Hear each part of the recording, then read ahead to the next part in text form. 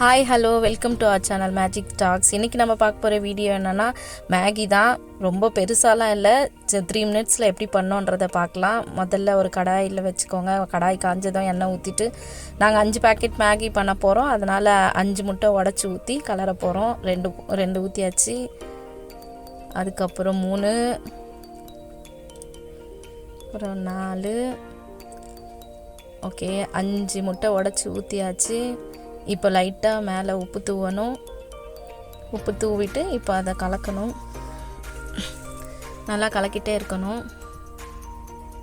இப்படி பண்ணி சாப்பிட்டு பார்த்தா ரொம்ப நல்லாயிருக்கும். இது சூப்பி நூடுல்ஸ். ஸோ கொஞ்சம் வாட்டர் நிறைய ஊற்றி செஞ்சு சாப்பிடணும். குழந்தைங்களுக்கு ரொம்ப பிடிக்கும். இப்போ முட்டை நல்லா ட்ரை ஆனதுக்கப்புறம் பாதி மசாலா 5 பாக்கெட்டில் இருக்க பாதி மசாலாவை முட்டைக்கு மேலே தூவி இப்போ கலரணும்.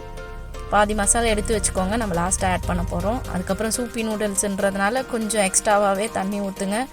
தண்ணி ஊற்றி கலக்குங்க. அது நல்லா கொதி வர வரைக்கும் வெயிட் பண்ணுங்கள். கொதியும் வந்தாச்சு. இப்போ கலக்கிட்டு உடச்சி வச்சுருக்க மேகியை இந்த தண்ணியில் ஆட் பண்ணணும். மேகியை உடச்சி வைக்கிறதுனாலும் வைக்கலாம், இல்லாட்டி நீங்கள் உடைக்காமலும் அப்படியே போடலாம். உடச்சி வச்சு யூஸ் பண்ணிங்கன்னா பரிமாறுறதுக்கு ஈஸியாக இருக்கும், பங்கு போடுறதுக்கு ஈஸியாக இருக்கும். அதனால் நாங்கள் எப்போவும் உடச்சி தான் போடுவோம். உடச்சாச்சு, போட்டாச்சு. இப்போ நல்லா தண்ணியில் மூழ்கி நல்லா இப்போ டேஸ்ட்டாக இருக்கும். மறுபடியும் இப்போ பாதி எடுத்து வச்சுருக்கிற மசாலாவை மறுபடியும் போடுங்க. எதுக்குன்னா இது ஒரே டைமில் போட்டால் அவ்வளோ டேஸ்ட் வராது. அதனால் பாதியாக டிவைட் பண்ணி போடணும். இப்போ லைட் சிம்மில் வச்சு நல்லா கலக்கி எடுத்திங்கன்னா, ரொம்ப ட்ரை பண்ண வேண்டாம். சூப்பி நூடுல்ஸுன்றதுனால கொஞ்சம் வாட்டராகவே இருக்கணும். இப்போ தான் சாப்பிட்றதுக்கு நல்லாயிருக்கும். குழந்தைங்களுக்கு ரொம்ப பிடிக்கும்.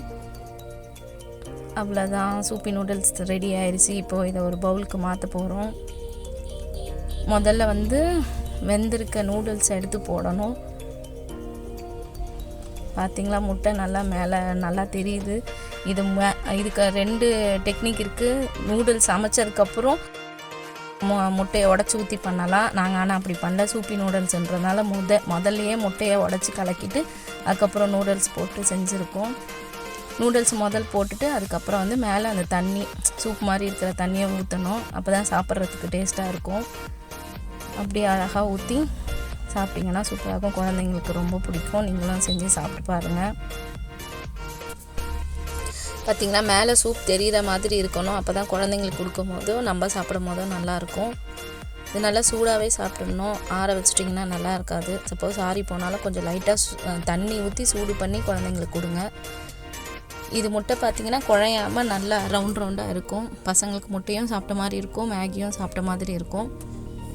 நீங்கள் வேணும்னா இன்னும் கூட தண்ணி ஊற்றி இன்னும் கூட நல்லா தண்ணி ஊற்றி நல்ல சூப்பாக கொடுக்கலாம்.